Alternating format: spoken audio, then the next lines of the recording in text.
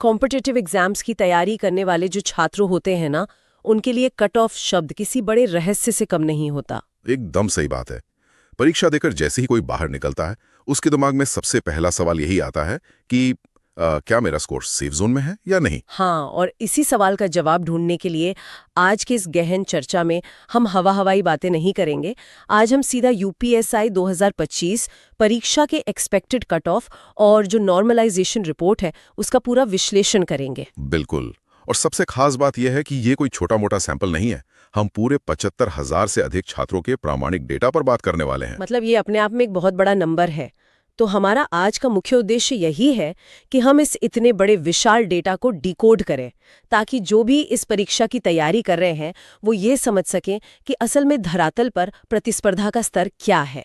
हाँ, और सबसे अहम बात कि फिजिकल टेस्ट, जिसे हम पीईटी कहते हैं, उसके लिए असल में कितने अंकों की जरूरत पड़ने वाली है। ठीक है, चलिए इसे गहराई से समझते हैं, क्योंकि इतने सारे नंबर और आंकड़े सुनकर शुरुआत में किसी को भी घबराहट हो सकती है। लेकिन मैं आश्वस्त करती हूँ कि हम इस कठिन डेटा को बहुत ही सरल तरीके से डिकोड करेंगे। रिपोर्ट के मुताबिक कुल 78,000 से ज्यादा रिस्पॉन्स आए थे, लेकिन इसमें से 3,000 फॉर्म्स हटा दिए गए। मतलब 3,000 अमान्य या फर्जी फॉर्म्स थे। हाँ, डेटा क्लीनिंग बहुत जरूरी होती है। जैसे कुछ लोगों ने 100 से भी कम अंक डाल दिए थे, मतलब उनके 40 प्रश्न भी सही नहीं थे, जो कि वैसे भी क्वालिफाइंग क्राइटेरिया के बाहर है। एकदम।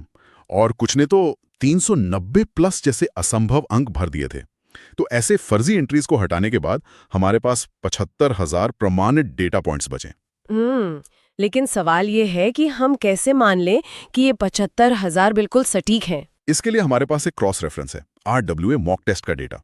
उस मॉक टेस्ट के अनुसार पुरुषों का औसत स्कोर लगभग 313 रहा था, और जब हमने इस 75,000 के डेटा को देखा तो इसका औसत भी उसी के आसपास बैठता है। अच्छा, मतलब दोनों डेटा सेट्स एक ही तरफ इशारा कर रहे हैं।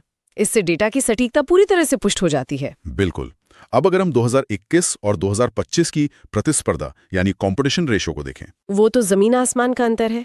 2021 में करीब 9,500 मतलब 9,534 पद थे। हाँ, और तब फिजिकल के लिए लगभग 36,170 छात्रों को बुलाया गया था, यानी पदों का लगभग 3.7 गुना।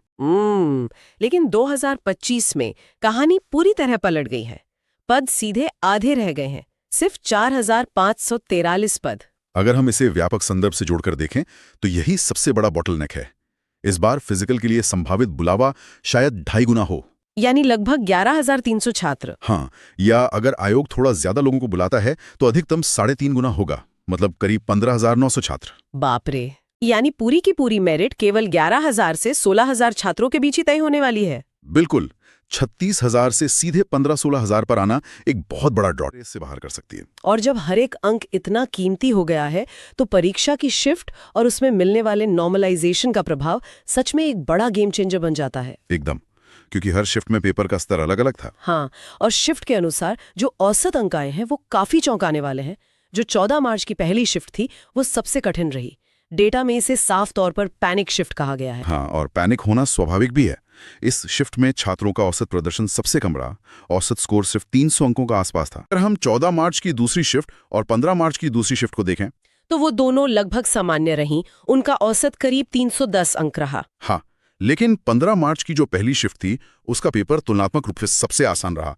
उसका औसत 315 अंक गया। एक चीज मैं यहाँ साफ कर दूं कि ये जो 315 है ये 75,000 छात्रों का औसत है, ये कोई कट ऑफ नहीं है। एकदम सही।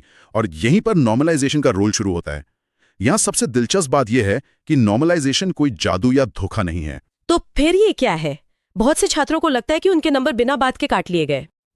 ये किस्मत के प्रभाव को बराबर करने का एक पूरी तरह से वैज्ञानिक तरीका है। अगर आपको आसान शिफ्ट मिल गई तो ये आपकी किस्मत है, लेकिन कठिन शिफ्ट वाले के साथ अन्याय नहीं होना चाहिए। मतलब सबको एक समान लेवल प्लेइंग फील्ड देना जरूरी है।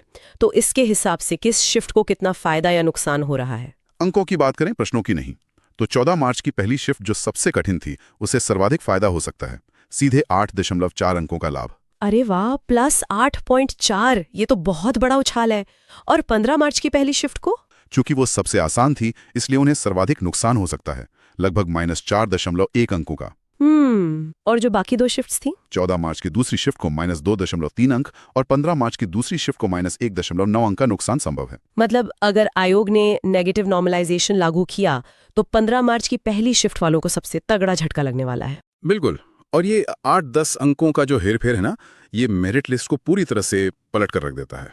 तो अब हमें ये तो पता चल गया कि अंक कैसे घट बढ़ सकते हैं, लेकिन एक बड़ा सवाल ये है कि असल में छात्र किन अंकों के बीच सबसे ज्यादा फंसे हुए हैं, मतलब असली भीड़ कहाँ है। अगर हम स्कोर डिस्ट्रीब्यूशन के डेटा को देखें तो 300 से लेकर 335 अंकों के बीच एक बहुत बड़ा महा आंकड़ा सामने आता है। मुझे याद है डेटा कहता है कि 300 प्लस अंक लाने वाले करीब 49,000 छात्र हैं। हाँ, और जैसे ही आप 5 अंक ऊपर जाते हैं, 305 प्लस पर 46,000 छात्र बचते हैं, 310 पर 43,000, 315 प्लस पर 39,000, 320 प्लस पर 35,000, 325 प्लस पर 30,000। ये तो कम होने का नाम ही नहीं ले रहे। और 330 प्लस पर 24,000, जबकि 335 प्लस पर 19,000 छात्र हैं। तो इसका सीधा सा निष्कर्ष ये निकलता है कि 300 से 335 अंकों के बीच 30,000 छात्रों की एक बहुत भारी भीड़ है। मतलब असली छटनी तो 335 के बाद ही शुरू हो रही है। बिल्कुल सही। 335 से पहले तो बस एक सैलाब है छात्रों का। वो कौन सा साफ रास्ता है जहां से फिजिकल यानी पीईटी के लिए बुलावा आने की गारंटी या उम्मीद है? उस रास्ते को हम टारगेट पीईटी जोन कह सकते हैं, और ये जोन शुरू होता है 340 प्लस अंकों से। 340 प्लस? हाँ। तो वहां पर भीड़ कितनी है? डेटा बहुत क्लियर है।